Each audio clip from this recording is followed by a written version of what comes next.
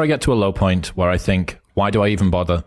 I just remind myself, this is where most people stop, and this is why they don't win. And this relates to another one, which is a reminder for the gladiators in the arena who feel beat up and scarred with no hope in sight. Building a business is hard. Hard feels shitty. This is what hard feels like. And this is why most people can't do it, but you can. This is what hard feels like. Is so fucking nice to lean on. It is so nice to lean on. Take me through that low point stuff. There's actually a story. I'm getting a little goosebumps telling it. So I was way back in my day, like you, a party promoter, but I was in a fraternity. So I was president of the fraternity. This was, and this was my first semester being president. And so you have a pledge class. You get 2 pledge classes as a president. You get a fall and a spring, and then that's your tenure, and then another president comes in. And what we knew, and this will be really interesting for the audience from a human behavior perspective, is that like clockwork, every time we'd start a new pledge class within 14 days, 10 to 14, it was like clockwork. They would all get together and they'd revolt. And they'd say, we don't want to do it anymore. This isn't what we signed up for. This is way fucking harder than we thought it was going to be. Like, we thought we were just going to party with you guys. Like, that's what we expected, which also shows you how long it takes people to adapt or acclimate to a significantly more difficult situation, right? I'll tell you what happens after, and then I'll tell you what happened in between. After we have this kind of talk that we had, and I'll tell you how I explained it when I was president, all of a sudden, it all vanishes because their expectations of reality have been completely reset. We break reality. Like in the first 10 to 14 days, it's so painful for them because it's such a contrast from what they were just doing. Not the fun stuff. What's not fun? Oh my God. I mean, they can't drink, can't talk to girls. The only people they could talk to are brothers or each other, and we're mean to them. So they could really only talk to each other. And the whole point here is that we're trying to get them close together because it's a bunch of dudes who don't know each other from different parts of the campus, right? And then we have to get them in 8 to 12 weeks to leave as one unit of people who know everything about one another, that trust one another, that know everything about the other people in the house. So it's like, how do you do that? Well, there's only X amount of communication you can have every day. So let's cut out anybody who's not us. Okay. And then if we really want them to be close together, we'll also reinforce that we're mean. But part of what they had to do is they had to learn everything about everyone else in the house. And so every pledge has to do something that would impress a brother. And then they get a signature from the brother being like, I approve of you. And you have to get every single brother's signature by the time you're done. Right. And so that's where each of those side quests become as insane as you might imagine, right? And there's lots of, there was lots of hazing back in the day, which is not fun. And, a lot of sleepless nights and things like that. And you go from like partying with girls, feeling like you're top of the world, all these brothers feeding you drinks, being like, you're awesome, dude, to then like the next day. And this is literally how it happens. This is how like the break in reality happens. We do this huge party to like launch the new class. And the next morning they all wake up. They all sleep at the house because that's one of the requirements. And they're all hungover, got their ties, like vomit in the corner, whatever. And we're like, great, clean it up. And they're like, what? Because up to this point, they haven't cleaned after a party because all they did is got to party, see the girls, and then leave. But then all of a sudden, they're like mopping vomit in the corner and they're hungover and they feel terrible. And they're like, what the fuck? This is what I signed up for, right? So anyways, 2 weeks of this, they get together and they wanted me to meet them. And this always happens because they want to meet on their turf. And I'm like, all right, guys, what's up? And so it's just me. All right. And my vice president and like 25 guys. So there's like a size comparison of like, just animalistically, there's way more of them than there is of me. And so I just asked them a couple questions. I was like, who here before pledging started was like, I want to be a part of this house? The guys are like, me. Okay. I'm like, okay, got it. Who here thought it was going to be easy? I'm like, who here thought it would be hard? They raised their hands. I'm like, guys, this is what hard feels like. And all of a sudden, there's just like this big exhale in the room. They're like, expectations get reset. This is normal. You wanted this thing. You expected it to be hard. Reality now matches conditions. Sorry, expectations now match conditions. This is what hard feels like. And then all of a sudden, it's like they got permission to feel shitty. And by getting permission to feel shitty, they stop feeling shitty because they're like, this is just my new world. And so then, you're like, listen, you give 8 weeks, you're going to get 3.5 years. Other people are going to drive you around late at night. Other people are going to clean after you. Like, it's a good investment, right? And that it was a good deal. Like, you give 1 semester and you get the rest of them to just do whatever you want. But that concept, like that quote on both of those, came from that experience of having someone tell me, this is what hard feels like. This is where most people stop, and this is why they don't win.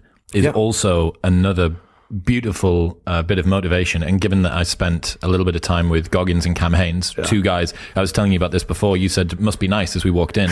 So Cameron Haynes, bow hunter extraordinaire, lives in Oregon, and he has behind the power rack in his garage where he lifts, he has "must be nice" written. And I was like, why have you got that put up on there? And he was like, it's because everyone says, must be nice to be you, Cam. Must be nice to be sponsored by Hoyt and all of these like top level bow things and go on Rogan. He was, there was a video that went super viral of Goggins losing his shit after John Jones won last weekend.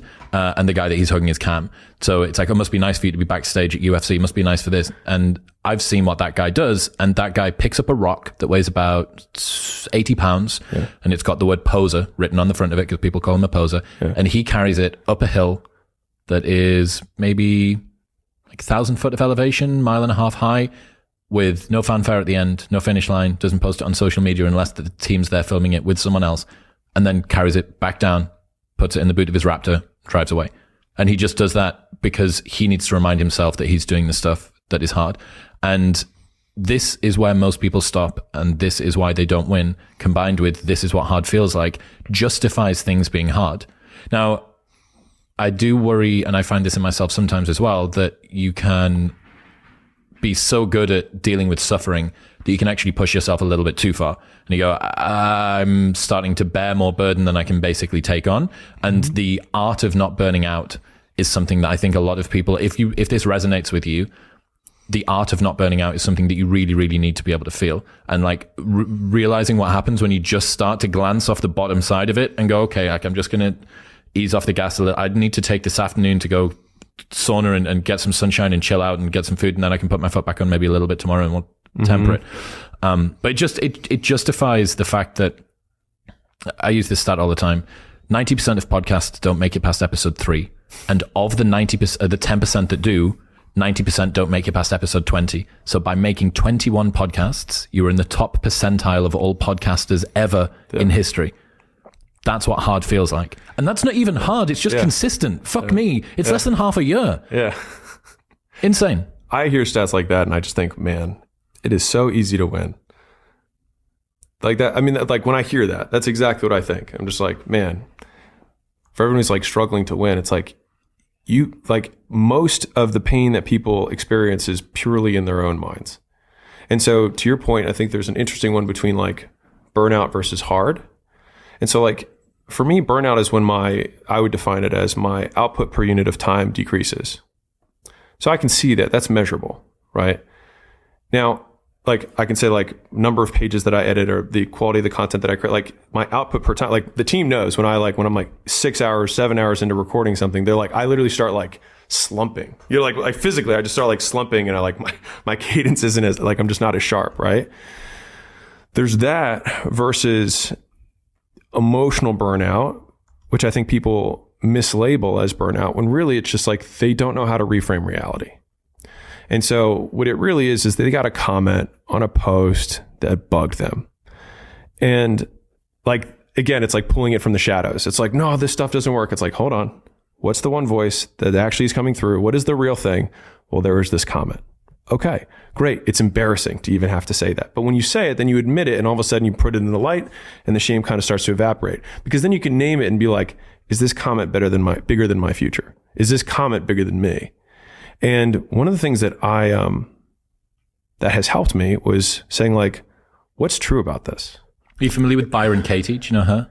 I've heard her name. Yeah, The Work. She does The Work. Okay. And the one of the first questions that she asks you is it true? How do you know that it can be true? Yeah. And so it's like the same thing, bring it from the shadows, right? Into the light. Okay. You have this sense. There's no shit. It's like a fucking smell. It's like, maybe I might be like a piece of shit. Maybe I'm not competent. Maybe I'm not whatever. You go, okay, let's. And the next one is like, what if we confront it and say like, what if they're right? Now what? Because I think a lot of effort gets put into trying to deny reality. Right? Like there's this clip that I shared from Tom Bilyeu, and he was talking about how he gets made fun of for his ears being big, right? And I think it's a really good clip because his point that he was making, because it's such a visual, easy example for people to understand. He's like, it's true. I do have big ears. And so that's like if they're like, you have no right to be making content. Are they right? Okay. And Yeah. I'm still going to do it anyways. Because the thing is, like, one of the things that I had earlier on in my career was like, I didn't think I was a really good person. Like, I was like, I'm not a good person. Yeah, like some people are like, yeah, I just had that, right? And I had a history, whatever. And one of the things that gave me a lot of respite or relief from that kind of thought process was like, that's okay. Because I can still do the things that create success and not deserve it and still get it. And that actually felt very powerful for me. Because it was like, I don't have to deserve the success. I can still just do the stuff that gets it. It's like, you don't have to deserve the girl, but you can still do the things that get her. And do you deserve her when you have her? I don't know. Who knows? I hate the word deserve to begin with, right? Yes. But like that concept, because also I could segue into like gratitude around like, if you think you deserve it, then you don't enjoy it. But that has been super powerful for me, which is like, what if they're right? And because a lot of people just they spend so much effort trying to fight the fact that the comments might be right. This might have been a fucking terrible thumbnail. Yep. You know what? This might have been a boring video. This post might have been regurgitated content. This post might have been inspired too closely by someone else's post, right? What if they're right? And does it make me a piece of shit? What if it does? And you end up getting down to base, which is pretty much nothing. Like, right. All that there is actions. All that there is what you're going to do in response to this. Yeah. You know what? Another brilliant addition to this that you kind of mentioned, which is the fact that this is what hard feels like. Yeah. Most people get to this stage and they decide to stop. And now the bar is set so low. Yeah. Goggins said this in the episode with me, and it gave me chills when he said it. He was like, it's so easy to be successful nowadays because people are weak. Yeah. Everybody's weak. Dana White says it as well. Yeah. I tell my kids, it is so easy. If you are even a like weekend savage, you will run these kids over. Yeah. And for every single person, it's giving me chills again. For every single person that likes to castigate the very padded victimhood mentality of the modern world, okay, cool. Like you can rail against people that say that the world is against them, even though it's not, and et cetera, et cetera.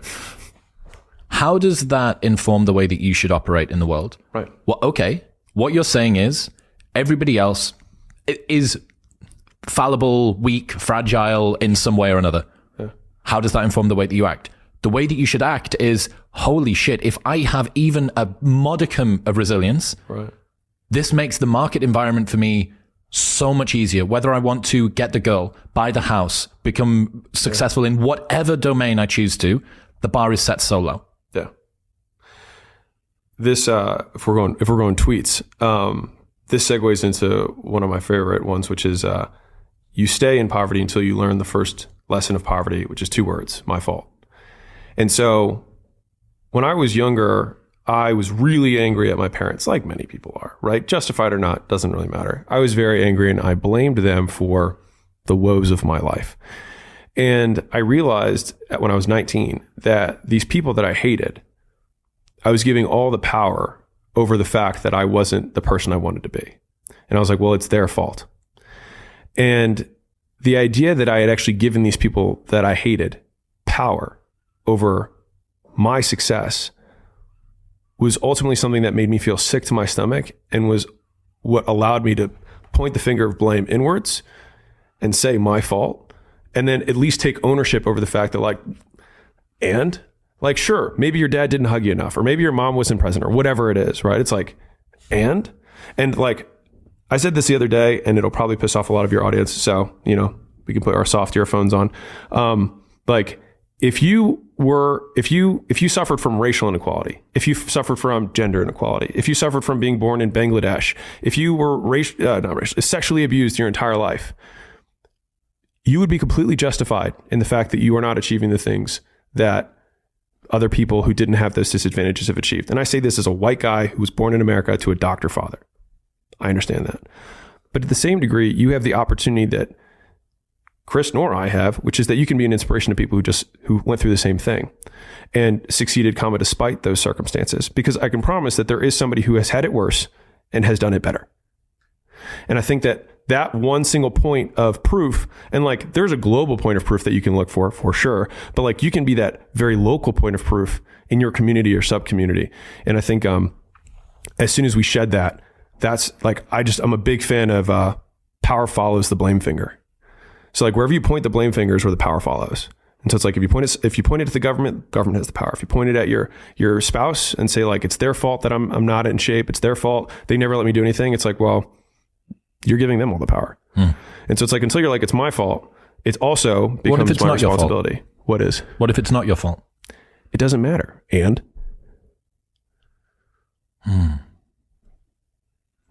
like I can't run marathons because I lost my leg at birth.